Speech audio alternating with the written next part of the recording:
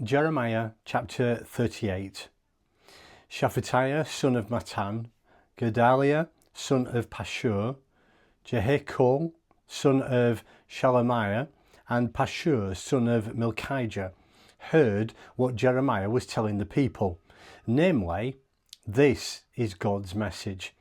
Whoever stays in this town will die, will be killed or starve to death, or get sick and die. But those who go over to the Babylonians will save their necks and live. And God's sure word.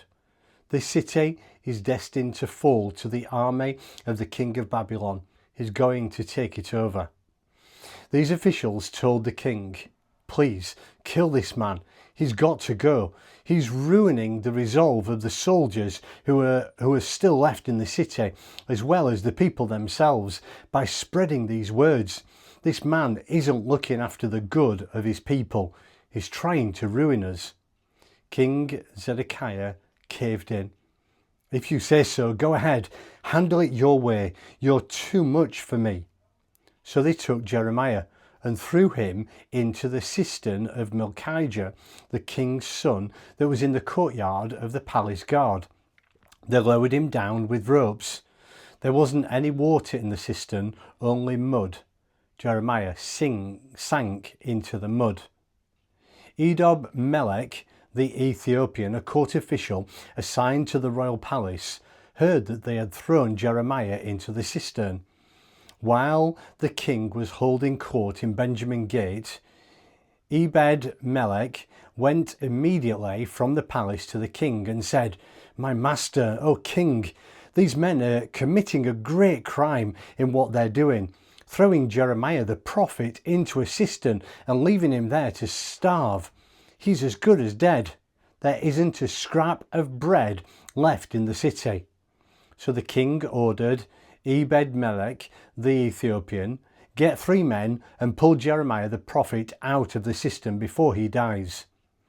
Ebed-Melech got 3 men and went to the palace wardrobe and got some scraps of old clothing, which they tied together and lowered down with ropes to Jeremiah in the cistern. Ebed-Melech, the Ethiopian, called down to Jeremiah, "Put these straps of old clothing under your armpits and around the ropes." Jeremiah did what he said.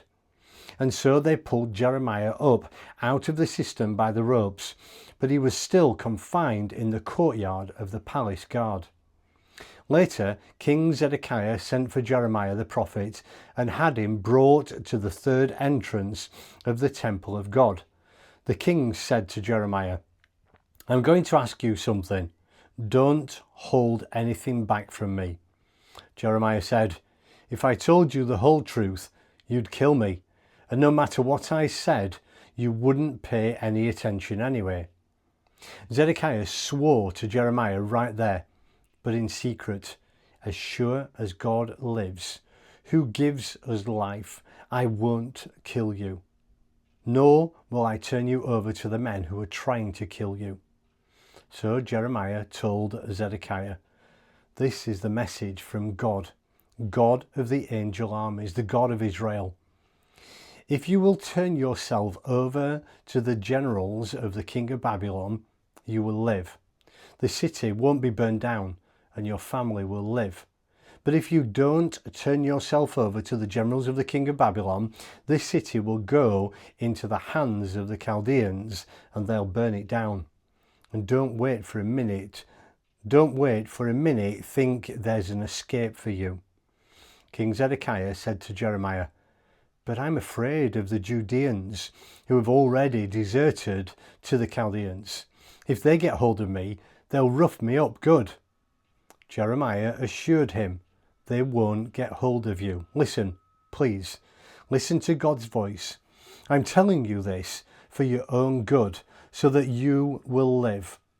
But if you refuse to turn yourself over, this is what God has shown will happen." Picture this in your mind. All the women still left in the palace of the king of Judah, led out to the officers of the king of Babylon. And as they're led out, they are saying, "They lied to you and did you in.